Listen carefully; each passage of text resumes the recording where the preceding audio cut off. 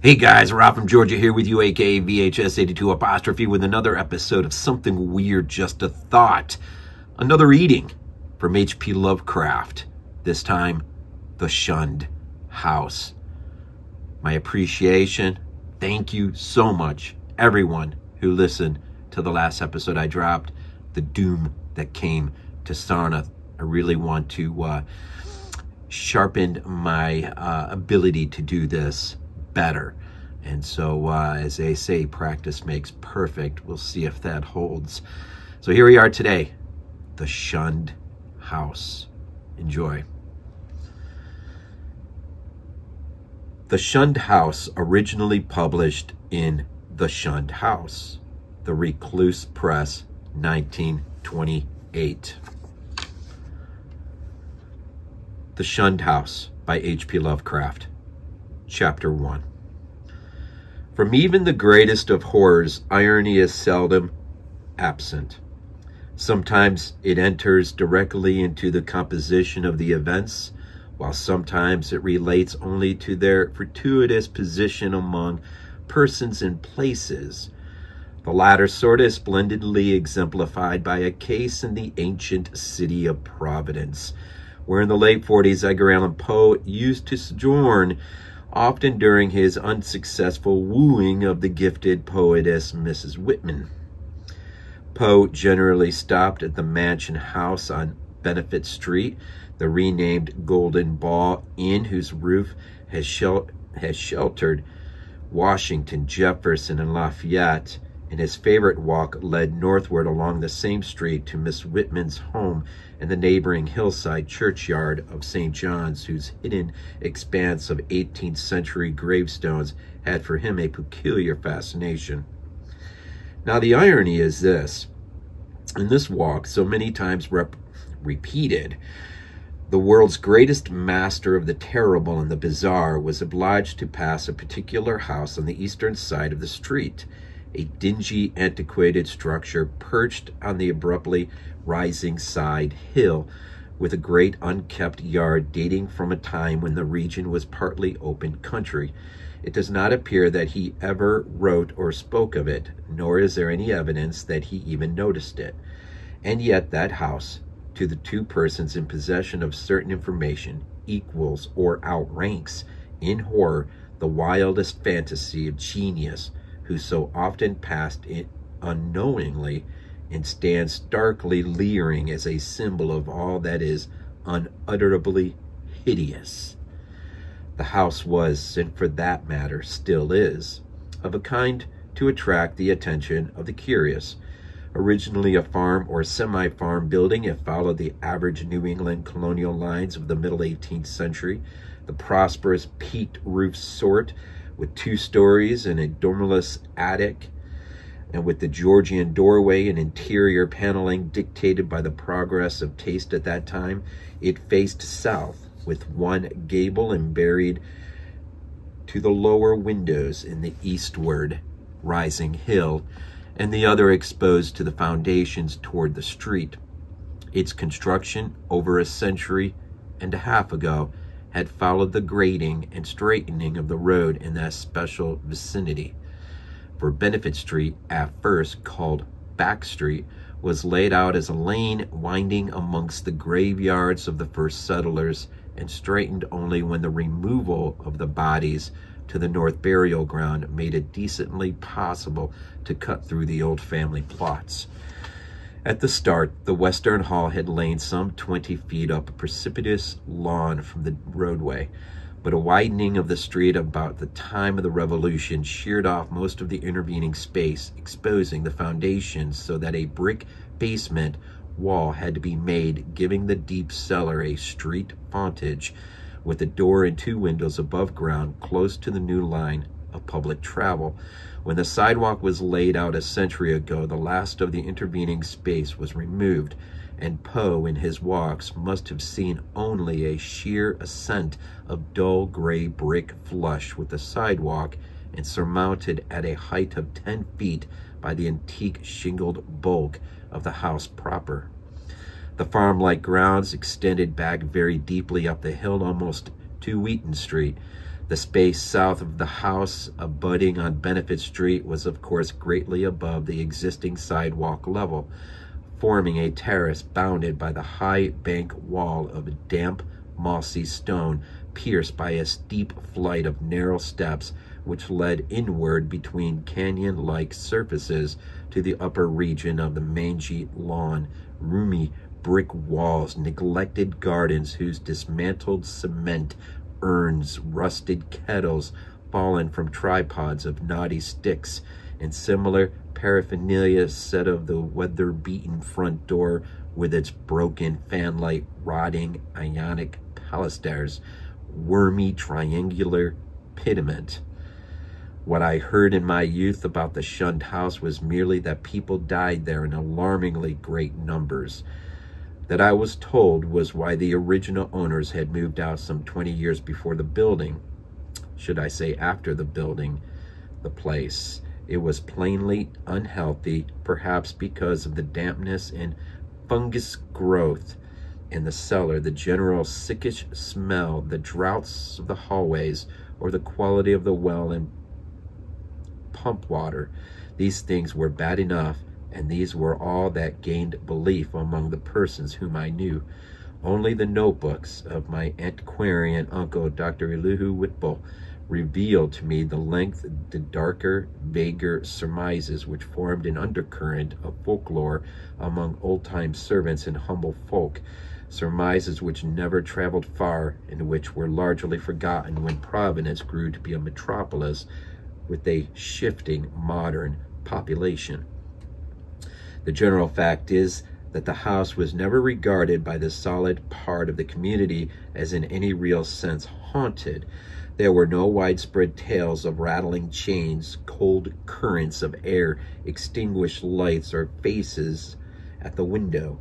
Extremists sometimes say the house was unlucky, but that as far as even they went.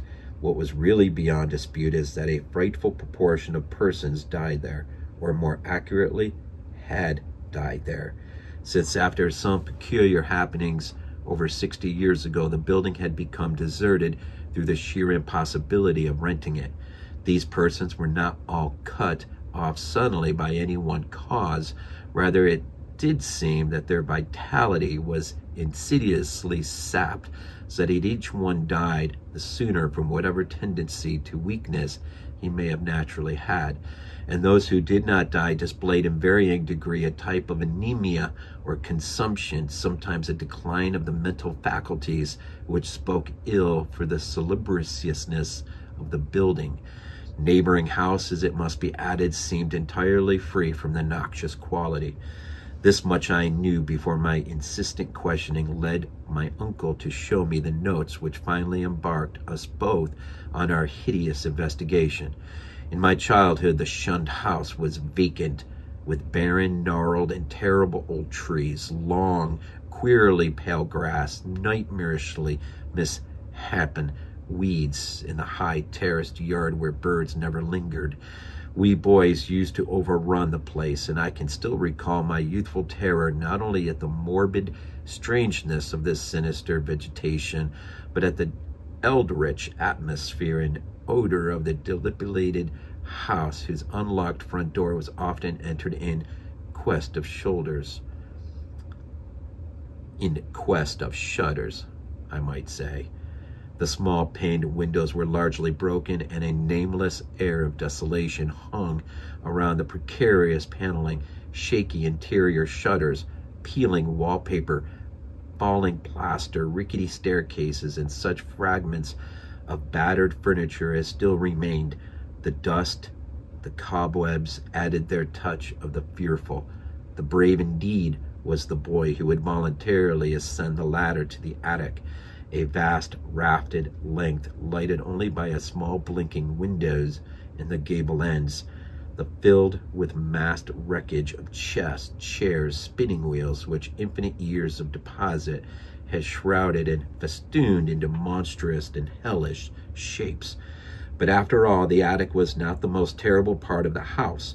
It was dank, humid cellar, which somehow exerted the strongest repulsion on us, even though it was wholly above ground on the street side, with only a thin door and window-pierced brick wall to separate it from the busy sidewalk. We scarcely knew whether to haunt it in spectral fascination or to shun it for the sake of our souls and our sanity. For one thing, the bad odor of the house was the strongest there, and for another thing, we did not like the white fungus growth which occasionally sprang up in rainy summer weather from the hard earth floor.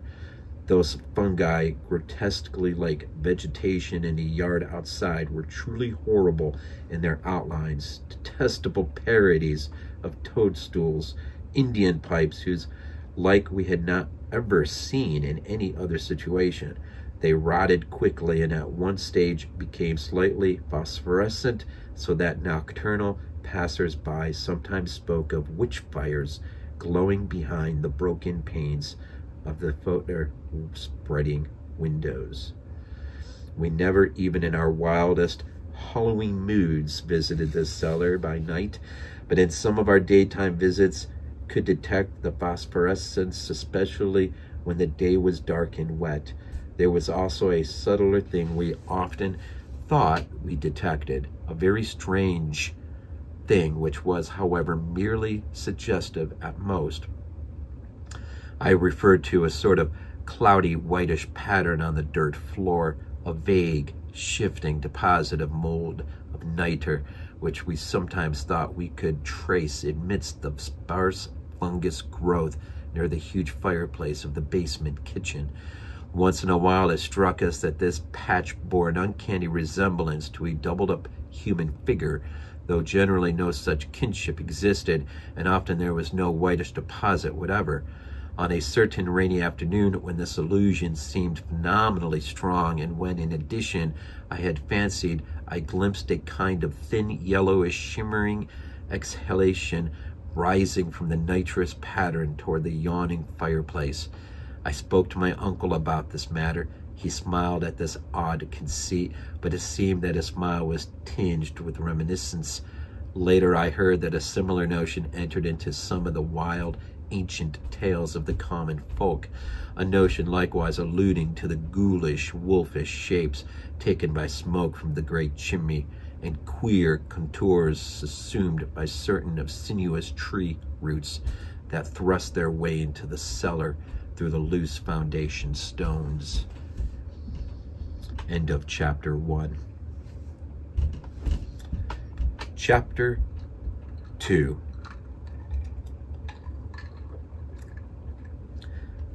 Not till my adult years did my uncle set before me the notes and data which he had collected concerning the Shunned house. Dr. Whipple was a sane, conservative physician of the old school. For all his interest in the place, was not eager to encourage young thoughts toward the abnormal. His own view, postulating simply a building and location of markedly unsanitary qualities, had nothing to do with abnormality, but he realized that the very picturesqueness which aroused his own interest in a boy's fanciful mind take on all manner of gruesome, imaginative associations. The doctor was a bachelor, a white-haired, clean-shaven, old-fashioned gentleman, and the local historian of note, who had often broken a lance with much controversial guardians of tradition as Sidney S. Ryder and Thomas W. Bicknell. He lived with one manservant in a Georgian homestead with knocker and iron-railed steps, balanced eerily on the steep ascent of the North Court Street beside the ancient brick court and colony house where his grandfather, a cousin of that celebrated privateersman, Captain Whipple, who burnt His Majesty's armed schooner Gaspee in 1772, had voted in the legislature in May 4th, 1776, for the independence of Rhode Island colony. Around him in the damp, low-ceiled library with the musty white paneling, heavy carved overmantel, and small paned, vine-shaded windows were the relics and records of his ancient family, among which were many dubious allusions to the Shunned house in Benefit Street. That pest spot lies not far distant for benefit runs ledgewise just above the courthouse along the precipitous hill up which the first settlement climbed. When in the end my insistent pestering and maturing years evoked from my uncle the hoarded lore, I thought that as I sought, there lay before me a strange enough chronicle, long-winded, statistical, and drearily genealogical as some of the matter was. There ran through it a continuous thread of brooding, tenacious horror and preternatural malevolence, which impressed me even more than it had impressed the good doctor. Separate events fitted together uncannily, and unseemingly irrelevant details held minds of hideous possibilities.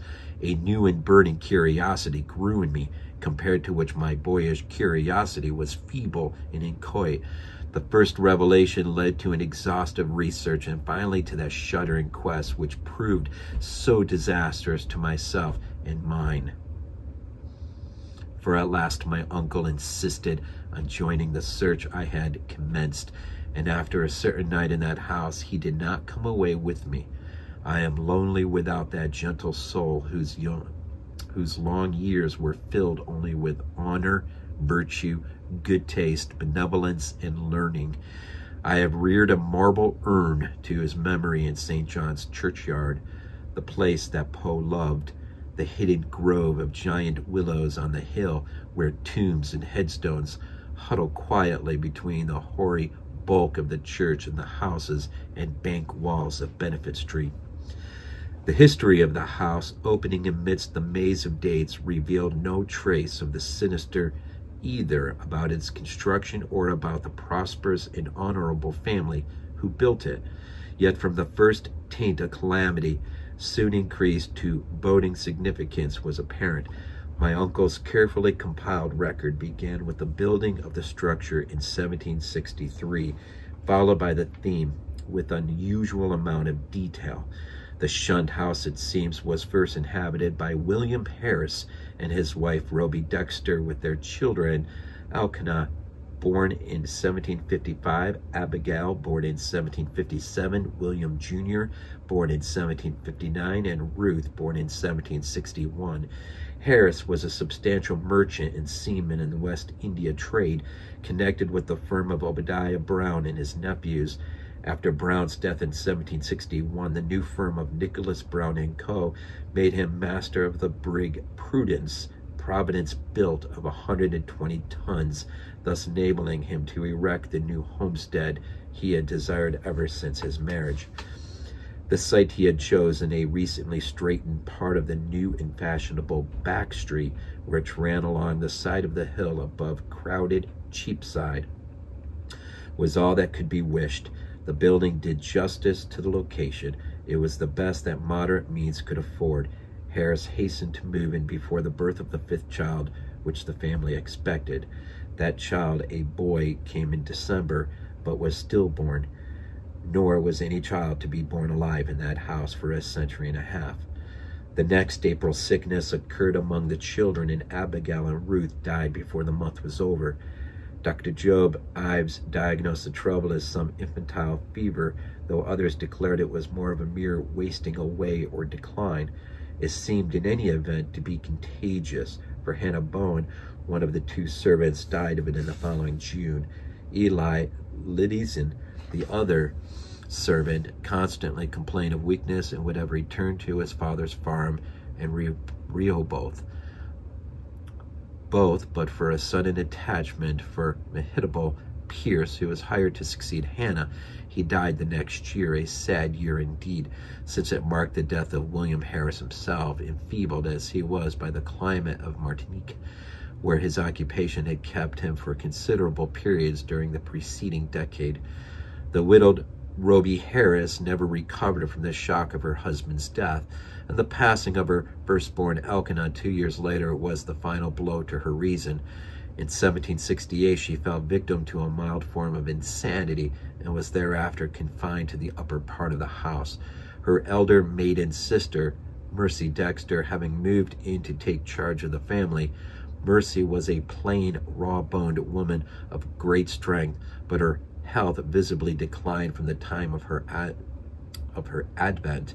She was greatly devoted to her unfortunate sister and had a special affection for her only surviving nephew, William, who, as a sturdy infant, had become a sickly, spinaling lad.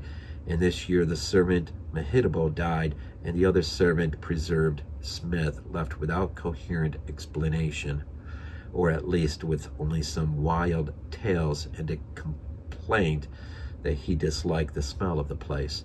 For a time, Mercy could secure no more help, since the 7 deaths in case of madness, all occurring within 5 years' space, had begun to set in motion the body of fireside rumor, which later became so bizarre. Ultimately, however, she obtained new servants from out of town. Anne White, a morose woman from the part of North Kingstown, now set off as the township of Exeter, and capable Boston man named Zenas Lowe. It was Anne White who first gave definite shape to the sinister idle talk. Mercy should have known better than to hire anyone from the Nooseneck Hill country, for that remote bit of backwoods was then as now a seat of most uncomfortable superstitions. As lately as 1892, an Exeter community exhumed a dead body and ceremoniously burnt its heart in order to prevent certain alleged visitations injurious to the public health and peace. And one may imagine the point of view of the same section in 1768. Anne's tongue was perniciously active, and within a few months Mercy discharged her, filling her place with the faithful and amiable Amazon from Newsport, Maria Robbins. Meanwhile, poor Roby Harris, in her madness, gave voice to dreams and imaginings of the most hideous sort. At times her screams became insupportable, and for long periods she would utter shrieking horrors which necessitated her son's temporary residence with his cousin, Peleg Harris, in Presbyterian Lane near the new college building. The boy would seem to improve after these visits, and had Mercy been as wise as she was well-meaning, she would have let him live permanently with Peleg. Just what Mrs. Harris cried out in her fits of violence, tradition hesitates to say, or rather presents such extravagant accounts that they nullify themselves through sheer absurdity. Certainly it sounds absurd to hear that a woman educated only in the rudiments of French often shouted for hours in a coarse and idiomatic form of that language, or that the same person alone guarded complained wildly of a staring thing which bit and chewed at her.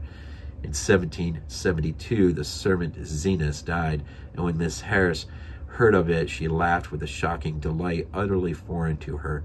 The next year she herself died, and was laid to rest in the North Burial Ground beside her husband.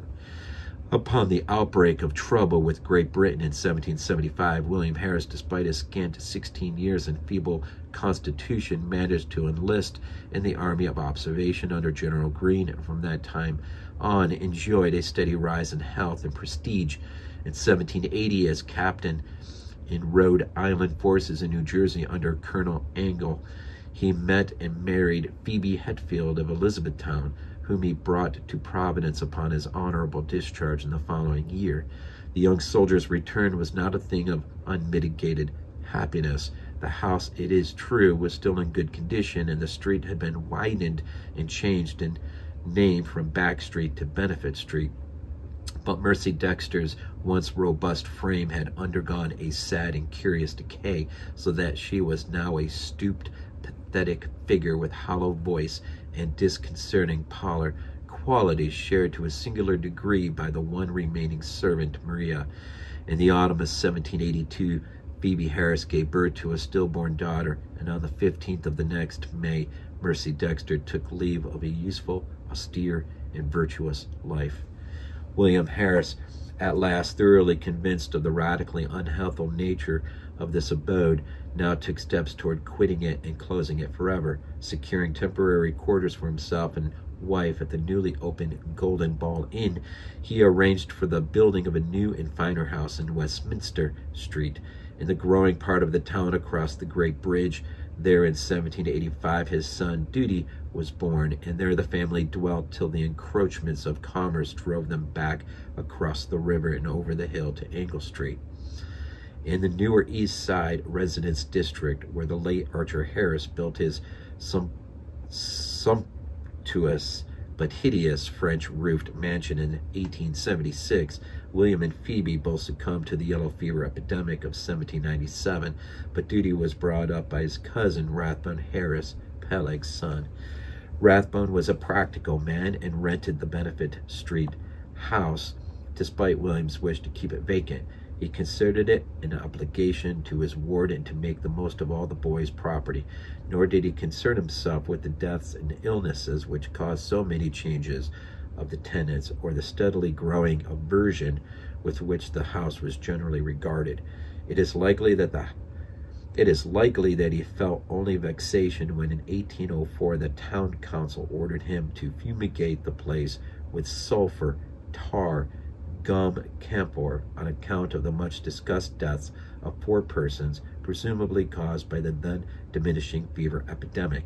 They said the place had a febrile smell. Duty himself thought little of the house, for he grew up to be a privateersman and served with distinction on the Vigilant under Captain Calhoun in the War of 1812. He returned unarmed, married in 1814, became a father on that memorable night of September 23, 1815, when a great gale drove the waters of the bay over half the town, floated a tall sloop well up Westminster Street so that its mass almost tapped the Harris windows, in symbolic affirmation that the new boy, Welcome, was Seaman's son. Welcome did not survive his father, but lived to perish gloriously at Fredericksburg in 1862. Neither he nor his son Archer knew of the Shunned house as other than a nuisance almost impossible to rent, perhaps on account of the mustiness and sickly odor of unkempt old age. Indeed, it never was rented after a series of deaths culminating in 1861, which the excitement of the war tended to throw into obscurity. Carrington Harris, last of the male line, knew it only as a deserted and somewhat picturesque center of legend until I told him my experience. He had meant to tear it down and build an apartment house on the site, but after my account, decided to let it stand, install plumbing, and rent it. Nor has he yet had any difficulty in obtaining tenants. The horror has gone. End of chapter 2.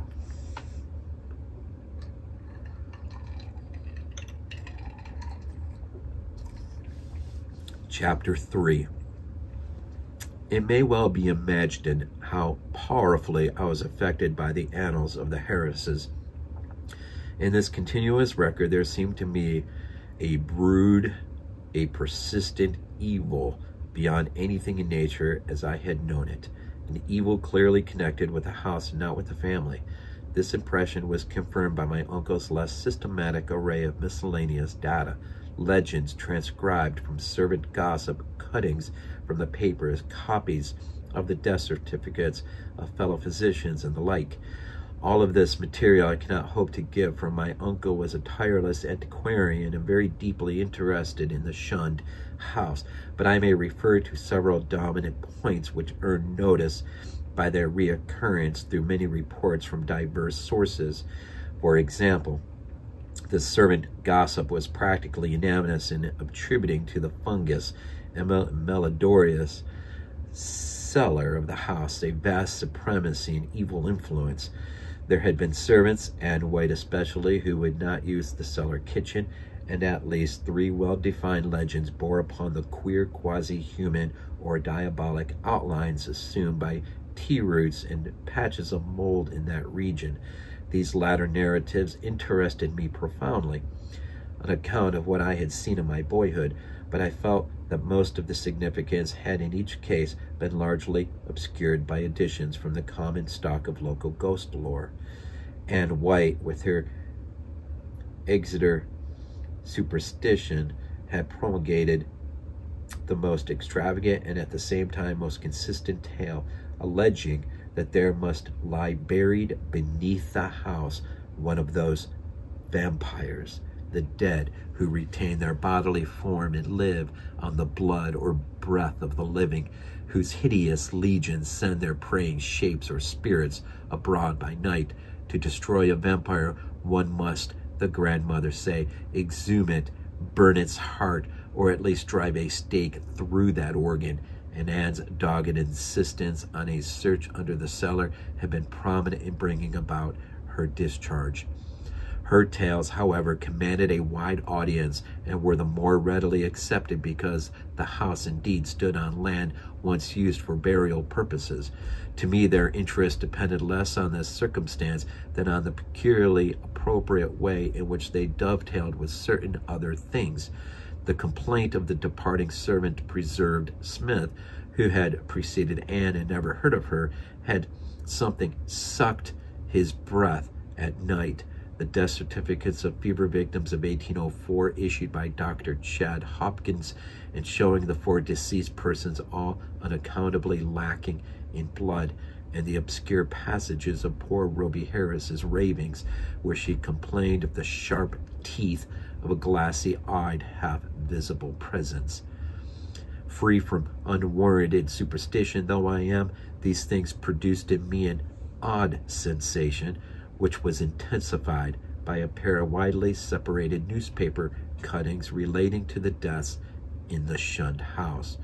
From one, the Providence Gazette and Country Journal of April 12, 1815, and other from the Daily Transcript and Chronicle of October 27th in 1845, each of which detailed an appallingly grisly circumstance whose duplication was remarkable. It seems that in both instances the dying person, in 1815 a gentle old lady named Stafford, and in 1845 a schoolteacher of middle age named Eliza Durfee, became transfigured in a horrible way, glaring glassily and attempting to bite the throat of the attending physician. Even more puzzling, though, was the final case which put an end to the renting of the house, a series of enema deaths preceded by progressive madnesses, wherein the patient would craftily attempt the lives of his relatives by incisions in the neck or wrists. This was in 1860 and 1861, when my uncle had just begun his medical practice, and before leaving for the front he heard much of it from his elder professional colleagues. The really inexplicable thing was the way in which the victims, ignorant people for the ill-smelling and widely shunned house, could now be rented to no other, would babble maledictions in French, a language they could not possibly have studied to any extent. It made one think of poor Roby Harris nearly a century before, and so moved my uncle that he commenced collecting historical data on the house after listening some time subsequent to his return from the war to the first-hand account of Doctors Chase and Whitmarsh. Indeed, I could see that my uncle had thought deeply on the subject, and that he was glad of my own interest, an open-minded and sympathetic interest which enabled him to discuss with me matters at which others would merely have laughed. His fancy had not gone so far as mine, but he felt that the place was rare in its imaginative potentialities, and worthy of note as an inspiration in the field of the grotesque and macabre. For my part, I was disposed to take the whole subject with profound seriousness, and begin at once not only to review the evidence, but to accumulate as much as I could. I talked with the elderly Archer Harris, then owner of the house, many times before his death in 1916, and obtained from him and still surviving maiden sister Alice an authentic corroboration of all the family data my uncle had collected. When, however, I asked them what connection with France or its language the house could have, they confessed themselves as frankly baffled and ignorant as I. Archer knew nothing, and as all that Miss Harris would say was that an old illusion her grandfather, Duty Harris, had heard of might have shed a little light. The old seaman who had survived his son Welcome's death and battle of 2 years, had not himself known that legend, but recalled that his earliest nurse, the ancient Maria Robbins, seemed darkly aware of something that might have lent a weird significance to the French ravings of Roby Harris, which she had so often heard during the last days of that hapless woman. Maria had been at the Shunned house from 1769 till the removal of the family in 1783, and had seen Mercy Dexter die. Once she hinted to the child duty of a somewhat peculiar circumstance in Mercy's last moments, but he had soon forgotten all about it, save that it was something peculiar. The granddaughter, moreover, recalled even this much with difficulty. She and her brother were not so much interested in the house as was Archer's son, Carrington, the present owner, with whom I talked after my experience. Having exhausted the Harris family of all the information it could furnish, I turned my attention to early town records and deeds with a zeal more penetrating than that which my uncle had occasionally shown in the same work.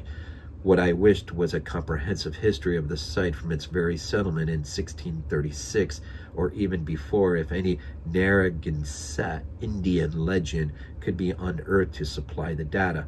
I found at the start that the land had been part of a long strip of the lot granted originally to John Throckmorton, one of many similar strips beginning at the town street beside the river and extending up over the hill to a line roughly corresponding with the modern Hope Street. The Throckmorton lot had later, of course, been much subdivided, and I became very assiduous in tracing that section through which Back or Benefit Street was later run. It had, a rumor indeed said, been that Throckmorton graveyard, but as I examined the records more carefully, I found that the graves had all been transferred at an early date to the North Burial Ground on the Pawtucket West Road. Then suddenly I came, by a rare piece of chance, since it was not in the main body of records and might easily have been missed, upon something which aroused my keenest eagerness, fitting in as it did with several of the queerest phases of the fair. It was the record of a lease in 1697 of a small tract of ground to the Edney Roulette and wife. At last the French element had appeared, and another deeper element of horror which the name conjured up from the darkest recesses of the weird and heterogeneous reading, and I feverishly studied the planting of the locality as it had been before the cutting through and partial straightening of Back Street between 1747 and 1758. I found what I had half expected, that where the Shunned house now stood, the Roulets had laid out their graveyard behind a one-story attic cottage, and that no record of any transfer of graves existed. The document indeed ended in much confusion, and I was forced to ransack both the Rhode Island Historical Society and Shepley Library before I could find a local door which the name of Antony Roulet would unlock. In the end, I did find something with such vague but monstrous import that I set about at once to examine the cellar of the Shunned house itself with a new and excited minuteness. The Roulets, it seemed, had come in 1696 from East Greenwich, down the west shore of Narragansett Bay. They were Huguenots from Cod and had encountered much opposition before the Providence selectmen allowed them to settle in the town. Unpopularity had dogged them in East Greenwich, whither they had come in 1686 after the revocation of the Edict of Nantes, and rumor said that the cause of dislike extended beyond mere racial and national prejudice, or the land disputes which involved other French settlers with the English and rivalries which not even Governor Andros could quell, but their ardent Protestantism, too ardent, some whispered, and their evident distress when virtually driven from the village had been granted a haven, and the swarthy Antony Roulet, less apt at agriculture than at reading queer books and drawing queer diagrams, was given a clerical post in the warehouse at Pardon Tillinghast Wharf. for South and Town Street. There had, however, been a riot of some sort later on, perhaps 40 years later after old Rollet's death, and no one seemed to hear of the family after that. For a century and more, it appeared that Rollet's had been well remembered and frequently discussed at vivid incidents in the quiet life of the New England seaport. Antony's son Paul, a surly fellow whose erratic conduct had probably provoked the riot which wiped out the family, was particularly a source of speculation, and though Providence never shared the witchcraft panics of her Puritan neighbors, it was freely intimated by old wives that his prayers were neither uttered at the proper time nor directed toward the proper object. All this had undoubtedly formed the basis of the legend known by old Maria Robbins. What relation it had to the French ravings of Roby Harris and other inhabitants of the Shunned house, imagination or future discovery alone could determine. I wondered how many of those who had known the legends realized that additional link with that terrible which my wider reading had given me, that ominous item in the annals of morbid horror which tells of the creature Jacques Roulet of Caude, who in 1598 was condemned to death as a demonic, but afterwards saved from the stake by the Paris Parliament and shut in a madhouse. He had been found covered with blood and shreds of flesh and wood shortly after the killing and rending of the boy by a pair of wolves. One wolf was seen to lope away unhurt, surely a pretty hearthside tale with a queer significance as to name and place, but I decided that the Providence gossips could not have generally known of it. Had they known, the coincidence of names would have been brought some drastic and frightened action. Indeed, might not its limited whispering have precipitated the final riot which erased the Rollets from the town? I now visited the accursed place with increased frequency, studying the unwholesome vegetation of the garden, examining all the walls of the building, and poring over every inch of the earthen cellar floor. Finally, with Carrington Harris's permission, I fitted a key to the disused door opening the cellar directly upon Benefit Street, preferring to have a more immediate access to the outside world than the dark stairs, ground floor hall the front door could give. There, where morbidity lurked most thickly, I searched and poked during long afternoons when the sunlight filtered in through the cobwebbed above-ground door which placed me only a few feet from the placid sidewalk outside. Nothing new rewarded my efforts, only the same depressing mustiness and faint suggestions of noxious odor and nitrous outlines on the floor, and I fancy that many pedestrians have watched me curiously through the broken panes. At length, upon a suggestion of my uncle's, I decided to try the spot nocturnally, and one stormy midnight ran the beams of an electric torch over the moldy floor with its uncanny shapes and distorted, half-phosphorescent fungi. The place had dispirited me curiously that evening, and I was almost prepared when I saw, or thought I saw, amidst the whitish deposits, a particularly sharp definition of the huddled form I had suspected from boyhood. Its clearness was astonishing and unprecedented, and as I watched, I seemed to see again the thin, yellowish, shimmering exhalation which had startled me on that rainy afternoon so many years before. Above the anthropomorphic patch of mold by the fireplace it rose, a subtle, sickish, almost luminous vapor which, as it hung trembling in the dampness, seemed to develop a vague and shocking suggestion of form, gradually trailing off into nebulous decay and passing up into blackness of the great chimney with a fetor in its wake. It was truly horrible, and the more so to me because of what I knew of the spot.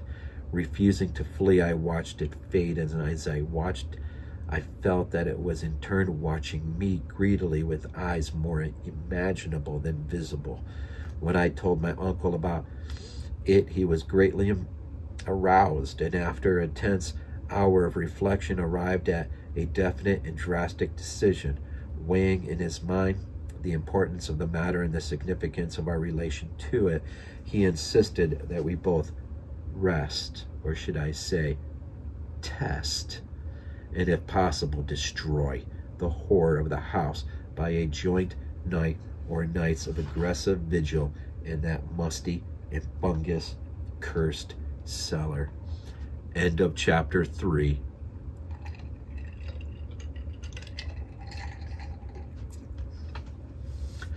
Chapter 4. On Wednesday, June 25th, 1919, after a proper notification of Carrington Harris, which did not include surmises as to what we expected to find, my uncle and I conveyed to the Shunned house 2 camp chairs and a folding camp cot, together with some scientific mechanism of greater weight and intricacy. These we placed in the cellar during the day, screening the windows with paper and planning to return in the evening for our first vigil. We had locked the door from the cellar to the ground floor, and having a key to the outside cellar door, we were prepared to leave our expensive and delicate apparatus, which we had obtained secretly at a great cost, as many days as our vigils might need to be protracted. It was our design to sit up together till very late, and then watch singly till dawn in 2-hour stretches, myself first, and then my companion, the inactive member, resting on a cot. The natural leadership with which my uncle procured the instruments from the laboratories of Brown University and the Cranston Street Armory and instinctively assumed direction of our venture was a marvelous commentary on the potential vitality and resilience of a man of 81, Elihu Whipple, who had lived according to the hygienic laws he had preached as a physician, and but what happened later would be here in full vigor today. Only 2 persons suspect what had happened, Carrington Harris and myself. I had to tell Harris because he owned the house and deserved to know what had gone out of it. Then, too, we had spoken to him in advance of our quest, and I felt after my uncle's going that he would understand and assist me in some vitally necessary public explanations. He turned very pale but agreed to help me, and decided that it would now be safe to rent the house. To declare that we were not nervous on that rainy night of watching would be an exaggeration, both gross and ridiculous.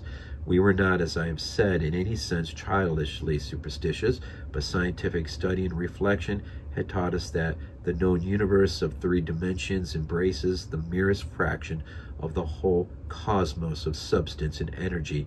In this case, an overwhelming preponderance of evidence from numerous authentic sources pointed to the tenacious existence of certain forces of great power, and so far as human point of view is concerned, exceptional malignancy.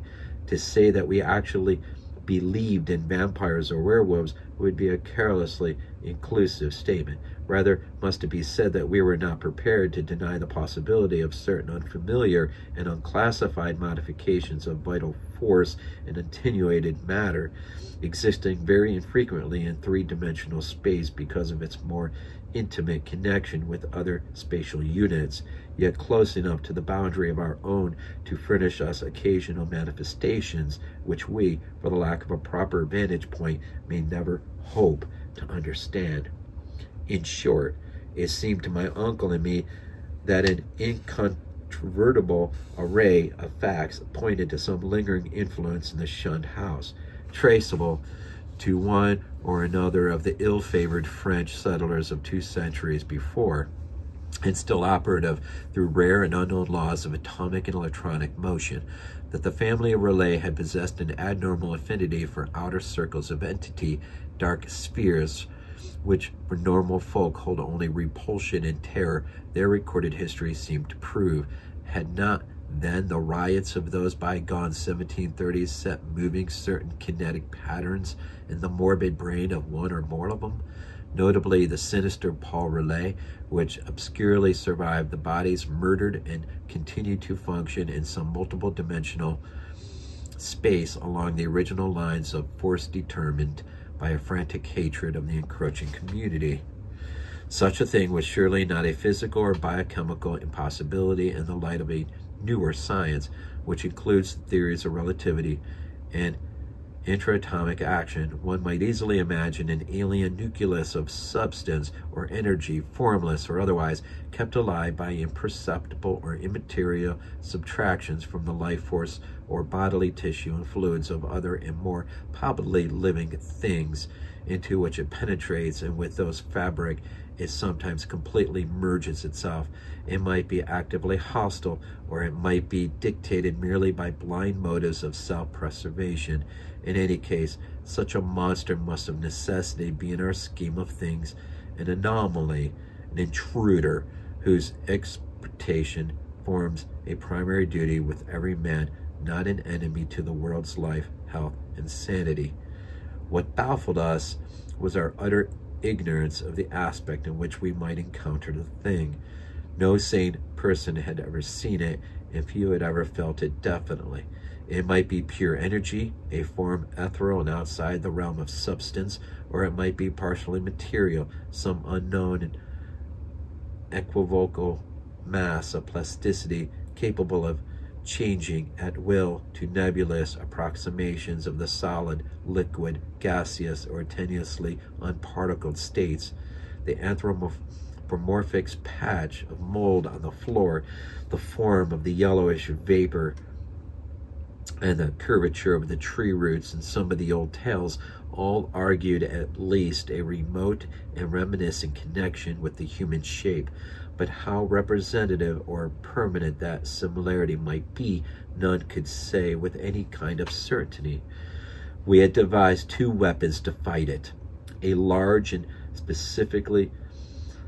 especially fitted Crookes tube operated by powerful storage batteries and provided with peculiar screens and reflectors in case it proved intangible and opposable only by vigorously destructive ether radiations, and a pair of military flamethrowers of the sort used in the World War, in case it proved partially material and susceptible of mechanical destruction.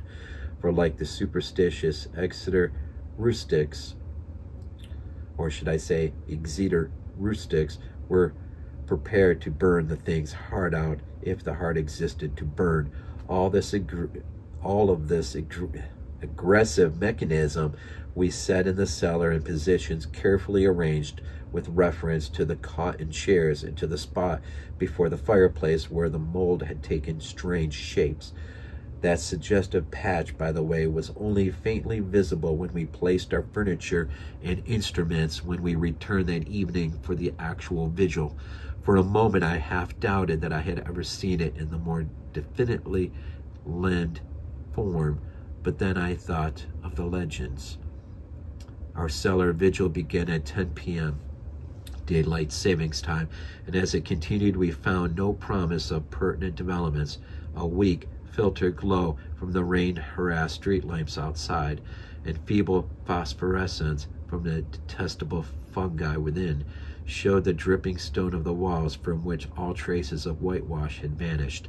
The dank, voted and mildew-tainted hard earth floor with its obscene fungi, the rotting remains of what had been stools, chairs, tables, other more shapeless furniture, and heavy planks, massive beams of the ground floor overhead, the decrepit plank door leading to bins and chambers beneath other parts of the house, the crumbling stone staircase with ruined wooden hand-railing, crude and cavernous fireplace of blackened brick where rusted iron fragments revealed the past presence of hooks, andirons, spit, crane, and a door to a Dutch oven. These things and our austere cot and camp chairs, and the heavy, intricate, destructive machinery we had brought. We had, as in many our own former explorations, left the door to the street unlocked, and so that a direct and practical path of escape might lie open in case of manifestations beyond our power to deal with. It was our idea that our continued nocturnal presence would call forth whatever malign entity lurked there, that being prepared, we could dispose of the thing with one or the other of our provided means as soon as we had recognized and observed it sufficiently. How long it might require to evoke and extinguish the thing, we had no notion. It occurred to us, too, that our venture was far from safe, for in what strength the thing might appear no one could tell, but we deemed the game worth the hazard and embarked on it alone and unhesitatingly, conscious that the seeking of outside aid would only expose us to ridicule and perhaps defeat our entire purpose. Such was our frame of mind as we talked far into the night, till my uncle's growing drowsiness made me remind him to lie down for his 2-hour sleep. Something like fear chilled me as I sat there in the small hours alone. I say alone, for one who sits by a sleeper is indeed alone, perhaps more alone than he can realize. My uncle breathed heavily, his deep inhalations and exhalations accompanied by the rain outside and punctuated by other nerve-wracking sound of distant dripping water within, for the house was repulsively damp even in dry weather, and in this storm positively swamp-like. I studied the loose antique masonry of the walls and the fungus light and the feeble rays which stole in from the street through the screened windows, and once, when the noisome atmosphere of the place seemed about to sicken me, I opened the door and looked up and down the street, feasting my eyes on familiar sights and my nostrils on wholesome air. Still nothing occurred to reward my watching, and I yawned repeatedly, fatigue getting the better of apprehension. Then the stirring of my uncle in his sleep attracted my notice, and had turned restlessly on the cot several times during the latter half of the first hour, but now he was breathing with unusual irregularity, occasionally heaving a sigh which held more than a few of the qualities of a choking moan. I turned my electric flashlight on him and found his face averted, so rising and crossing to the other side of the cot, I again flashed the light to see if it seemed in any pain, but what I saw unnerved me most surprisingly, considering its relative triviality. It must have been merely the association of an odd circumstance with the sinister nature of our location and mission, for surely the circumstance was not in of itself frightful or unnatural. It was merely that my uncle's facial expression, disturbed no doubt by the strange dreams which our situation prompted, betrayed considerable agitation and seemed not at all characteristic of him. His habitual expression was one of kindly and well-bred calm, whereas now a variety of emotions seemed struggling within him. I think, on the whole, that it was this variety which chiefly disturbed me. My uncle, as he gasped and tossed under increasing perturbation, with eyes that had now started open, seemed not one but many men, suggested a curious quality of alienage from himself. All at once he commenced to mutter, and I did not like the look of his mouth and teeth as he spoke. The words were at first indistinguishable, and then, with a tremendous start, I recognized something about them which filled me with icy fear, till I recalled the breadth of my uncle's education and interminable translations he had made from the anthropological and antiquarian articles on the Revue du Monde, for the venerable Elie Whipple was muttering in French, and the few phrases I could distinguish seemed connected with the darkest myth he had ever adapted from the famous Paris magazine. Suddenly, a perspiration broke out on the sleeper's forehead, and he leaped abruptly up, half awake.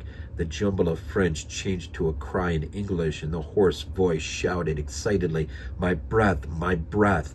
Then the awakening became complete, and with a subsidence of facial expression to the normal state, my uncle seized my hand and began to relate a dream whose nucleus of significance I could only surmise with a kind of awe. He had, he said, floated off from a very ordinary series of dream pictures into a scene whose strangeness was related to nothing he had ever read. It was of this world and yet not of it, a shadowy geometrical confusion in which could be seen elements of familiar things, in which unfamiliar and perturbing combinations.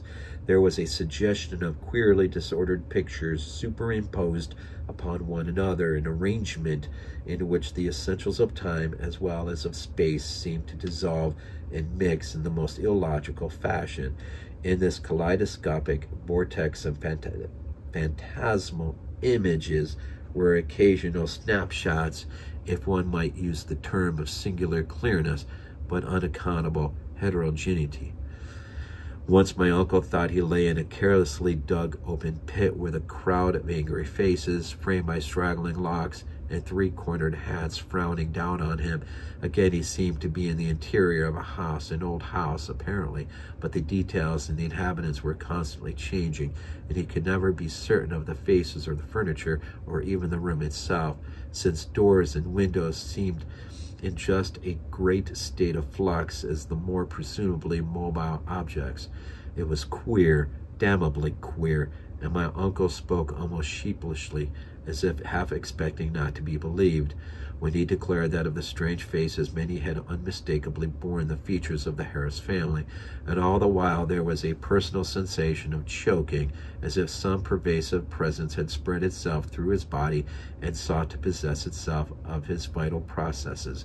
I shuddered at the thought of these vital processes, worn as they were by 81 years of continuous functioning, in conflict with unknown forces of which the youngest and the strongest system might well be afraid, but in another moment reflected that dreams are only dreams, and that these uncomfortable visions could be, at most, no more than my uncle's reaction to the investigations and expectations which had lately filled our minds to the exclusion of all else.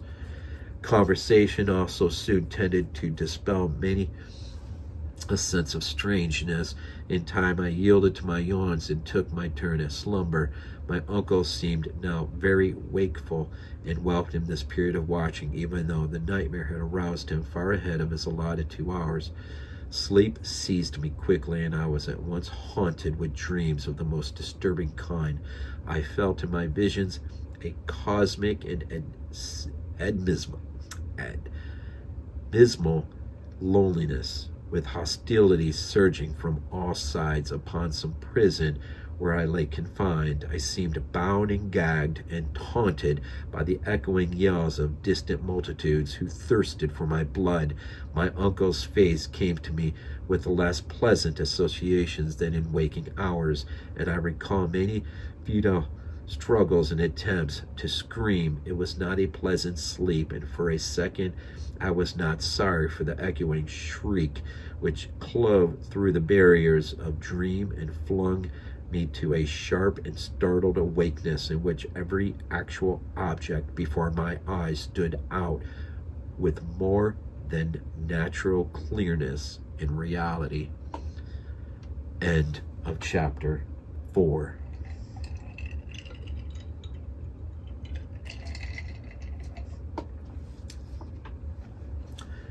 Chapter 5. I had been lying with my face away from my uncle's chair, so that in this sudden flash of awakening I saw only the door of the street, the more northerly window on the wall and floor ceiling toward the north of the room, all photographed with morbid vividness on my brain, and the light brighter than the glow of the fungi or the rays from the street outside. It was not a strong or even fairly strong light, certainly not nearly as strong enough to read an average book by, but it cast a shadow of myself in the cot on the floor, and had a yellowish penetrating force that hinted at things more potent than luminosity. This I perceived with unhealthy sharpness, despite the fact that 2 of my other senses were violently assailed. For in my years, rang the reverberations of that shocking scream, while my nostrils revolted at the stench which filled the place. My mind, as alert as my senses, recognized the gravely unusual, and almost automatically I leaped up and turned about to grasp the destructive instruments which we had left trained on the moldy spot before the fireplace.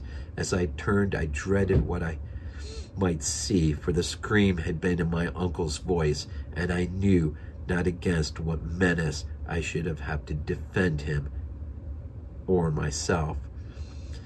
Yet, after all, the sight was worse than I had dreaded. There are horrors beyond horrors, this one of those nuclei of all dreamable hideousnesses which the cosmos saves to blast an accursed and unhappy few. Out of the fungus-ridden earth streamed up a vaporous corpse light, yellow, diseased, which bubbled and lapped to a gigantic height and vague outlines of half-human, half-monstrous, through which I could see the chimney and fireplace beyond. It was all eyes, wolfish, mocking, and the rugose insect-like head dissolved at the top to a thin stream of mist which curled putridly about and finally vanished up the chimney. I say that I saw this thing, but it is only in conscious retrospection that I ever definitely traced its damnable approach to form. At the time, it was to me only a seething, dimly phosphorescent cloud of fungus loathsomeness, enveloping and dissolving to an abhorrent plasticity the one object to which all my attention was focused. That object was my uncle, the venerable Elihu Whipple, who with blackening and decaying features leered and gibbered at me, reached out dripping claws to rend me in the fury which this horror had brought. It was a sense of routine which kept me from going mad. I had drilled myself in preparation for the crucial moment, and blind training saved me, recognizing the bubbling evil as no substance reachable by matter or material chemistry, therefore ignoring the flamethrower which loomed on my left. I threw on the current of Crookes tube apparatus and focused toward the scene of immortal blasphemous, the strongest ether radiations which men's art can arouse from the spaces and fluids of nature. There was a bluish haze and a frenzied sputtering, and the yellowish phosphorescence grew dimmer to my eyes, but I saw the dimness was only that of contrast, and that the waves from the machine had no effect whatever. Then, in the midst of that demonic spectacle, I saw a fresh horror which brought my cries to the fore and sent me fumbling and staggering towards that unlocked door to a quiet street, careless of what abnormal terrors I loosed upon the world, or what thoughts or judgments of men I brought down upon my head. In that dim blend of blue and yellow, the form of my uncle had commenced a nauseous liquefaction whose essence eludes all description, and in which there played across his vanishing face such changes of identity as only madness can conceive. He was at once a devil and a multitude, a charnel house and a pageant, lit by the mixed and uncertain beams that gelatinous face assumed, a dozen, a score, 100 aspects, grinning as it sank to the ground on a body that melted like tallow, in a caricatured likeness of legions, strange, yet not strange. I saw the features of the Harris line, masculine, feminine, adult, infantile, the other features old and young, coarse, refined, familiar, unfamiliar. For a second there flashed a degraded counterfeit of a miniature of poor Roby Harris that I had seen in the School of Design Museum. In another time I thought I caught the raw-boned image of Mercy Dexter as I recalled her from a painting in Carrington Harris's house. I was frightful beyond conception toward the last, when a curious blend of servant and baby visages flickered close to the fungus floor, where a pool of greenish grease was spreading. It seemed as though the shifting features fought against themselves and strove to form contours like those of my uncle's kindly face. I like to think that he existed at that moment and that he tried to bid me farewell. It seems to me I hiccuped a farewell from my own parched throat as I lurched out into the street, a thin stream of grease following me through the door to the rain-drenched sidewalk. The rest is shadowy and monstrous. There was no one in the soaking street, and in all the world there was no one I dare tell. I walked aimlessly south past College Hill and the Athenaeum, down Hopkins Street and over the bridge to the business section, where all tall buildings seemed to guard me as a modern material things guard the world from ancient and unwholesome wonder. Then the gray dawn unfolded wetly from the east, silhouetting the archaic hill and its venerable steeples, beckoning me to the place where my terrible work was still unfinished. And in the end I went, wet, hatless, and dazed in the morning light, and entered that awful door in Benefit Street, which I had left ajar, and which still swung cryptidly in the full sight of early householders to whom I dare not speak. The grease was gone, for the moldy floor was porous, and in front of the fireplace was no vestige of a giant doubled-up form in nitre. I looked at the cot, the chairs, the instruments, my neglected hat, the yellowed straw hat of my uncle. Dazedness was uppermost, and I could scarcely recall what was dream and what was reality. Then thought trickled back, and I knew that I had witnessed things more horrible than I had dreamed. Sitting down, I tried to conjecture as nearly as sanity would let me just what had happened and how I might end the horror if indeed it had been real. Matter it seemed not to be, nor ether, nor anything else conceivable by mortal mind. What then but some exotic emanation, some vampirish vapors such as Exeter rustics tell of as lurking over certain churchyards. This I felt was the clue, and again I looked at the floor before the fireplace where the mold and nitre had taken strange form. In 10 minutes my mind was made up, and taking my hat I set out for home, where I bathed, ate, and gave my telephone an order for a pickaxe, a spade, a military gas mask, and 6 carboys of sulfuric acid, all to be delivered the next morning at the cellar door of the Shunned house in Benefit Street. After that I tried to sleep, and failing, passed the hours in reading and in the composition of inane verses to counteract my mood. At 11 a.m. the next day I commenced digging. It was sunny weather, and I was glad of that. I was still alone, for as much as I feared the unknown horror I sought, there was more fear in the thought of telling anyone.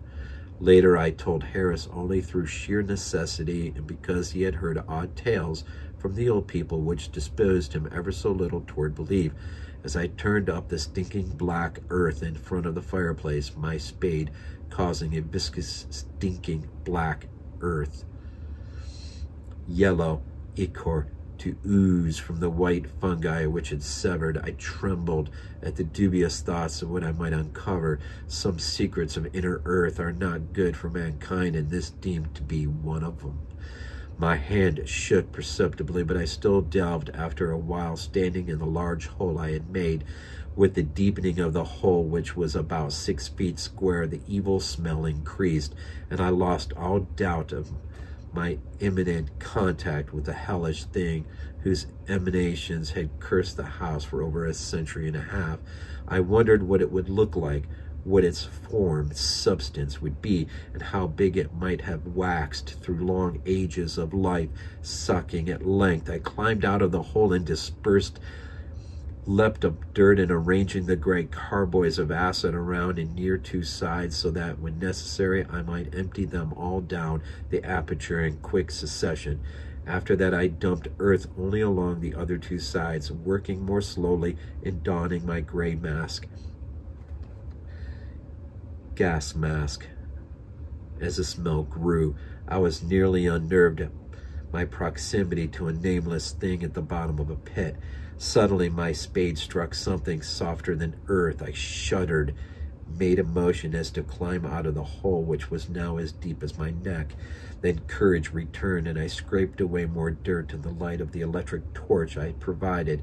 The surface I uncovered was fishy and glassy, a kind of semi-putrid congealed jelly with suggestion of translucency. I scraped further and saw that it had form. There was a rift where part of the substance was folded over.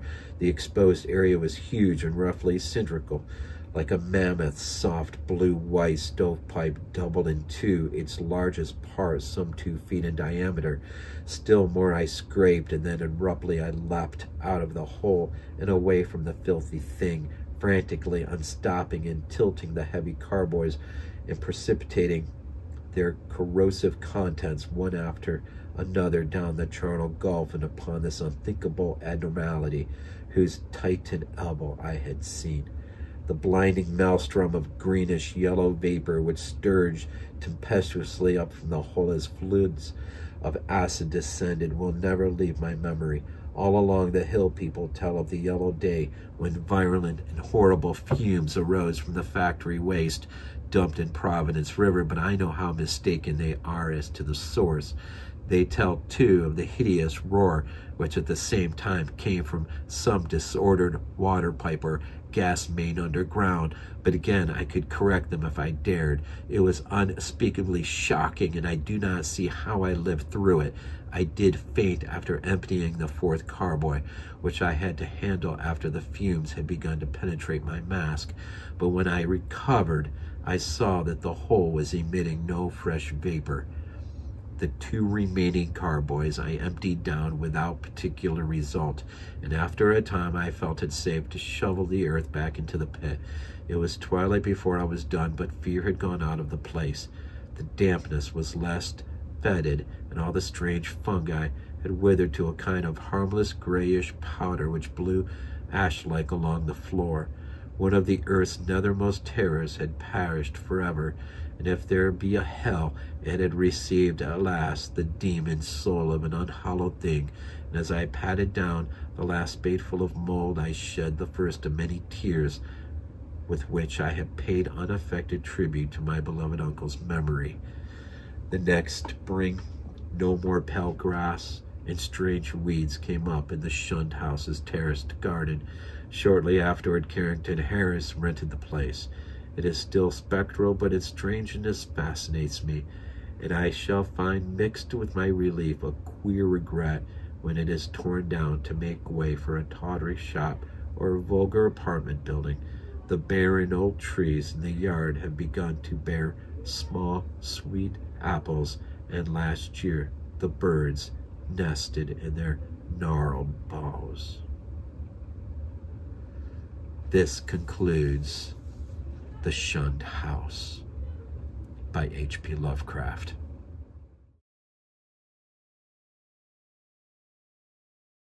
Hey guys, Rob from Georgia with you one more time. Appreciate those who made it all the way through. I both regret and ask for your forgiveness for those minor mistakes I made along the way, but it was a fabulous read nonetheless. As an afterthought, I thought I would include the poem by H.P. Lovecraft, In a Sequestered Providence Churchyard Where Once Poe Walked, since both deal with Edgar Allan Poe seemed appropriate. In a Sequestered Providence Churchyard first showed up in Weird Tales 31 number 5, May 1938.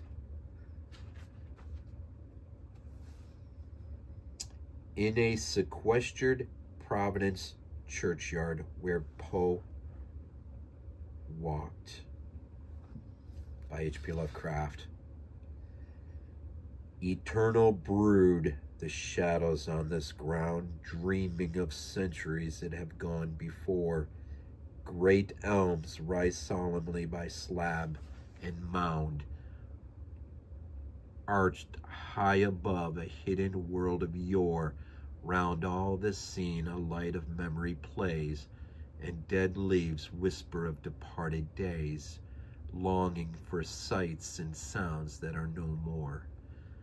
Lonely and sad, a spectre glides along aisles where of old this living footsteps fell. No common glance discerns him, though his song peals down through time with a mysterious spell. Only the few whose sorcery's secret know spy amidst these tombs the shade of Poe. Thus ends In a Sequestered Providence Churchyard, where once Poe walked, by H.P. Lovecraft. Thank you very much for your support. Thank you, thank you, thank you, thank you. Till the next time we shall read and listen again. As always, go Bills. This is not a dream. Not a dream. We might be useful to you.